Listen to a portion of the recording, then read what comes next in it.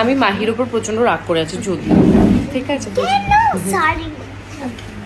ওকে বোকা বানিয়েছি আমি যদিও।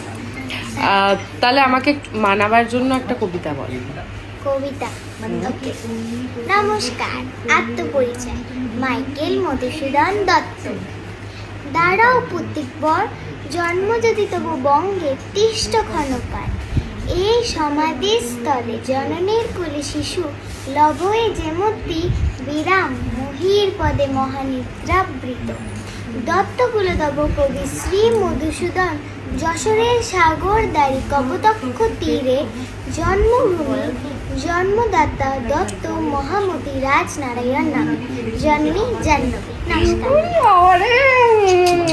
এবার রাগ কমেছে একদম গলে জল।